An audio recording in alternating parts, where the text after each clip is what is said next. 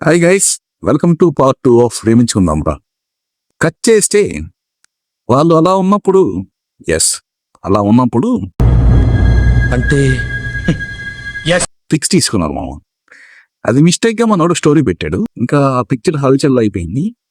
ఆ ఫోటో తీసుకొని ఒకడు అమ్మాయి వాళ్ళ చుట్టాల అబ్బాయి బెదిరిస్తున్నాము, ఇవి అమ్మలు చూపిస్తా అని బెదిరిస్తా ఉన్నాడు. అసలు వాడి దగ్గరికి ఫోటో ఎలా వెళ్ళిందంటే ఈ అమ్మాయి వాళ్ళ బెస్ట్ ఫ్రెండ్ ఉంటుంది మామ. వీళ్ళిద్దరి కామన్ ఫ్రెండ్ అనమాట. ఆ పిల్ల వీళ్ళందరికి షేర్ చేసి పడేసింది. ఆ పిల్లని ఏముంటారు అప్పుడు మనోడేమో కొంచెం వదలుకుతాడు మామ. ఎవరిని బెదిరియలేడు, ఏం లేడు. ఎవరిని చూసి వచ్చబోసుకుంటాడు వీడు. సరే వదిలేసేయండి అది. ఇంక మనోడు ఆ పిల్లకి పప్పాయి కూడా తినిపించాను మామ. అదే అంటే ఇంకా కొన్ని రోజులు కాలేజ్ అయిపోయింది. మనోడికి అవసరం తీరిపోయింది. ఆ పిల్లని వదిలేశాడు. ఇప్పుడు ఆ పిల్ల హాస్పిటల్లో డిప్రెషన్లో పోయింది. ఇక తర్వాత ఆ అమ్మాయి ఇలా వాళ్ళ ఫ్రెండ్స్కి ఫోన్ చేసి వాళ్ళ పేరెంట్స్ నెంబర్ తీసుకుంది. ఎలాగోలాగా సంపాదించింది.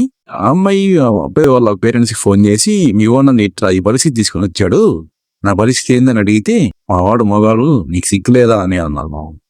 అంటే పేరెంట్స్ ఉంటారా మామ?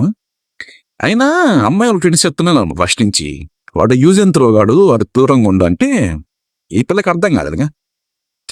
ఇంతేగా ఈ పెద్ద మనిషి ప్రేమ గుడ్డిది మామ. ఏం చేస్తాం? మీరు మాత్రం జాగ్రత్తగా ఉన్నాను ఫ్రెండ్స్.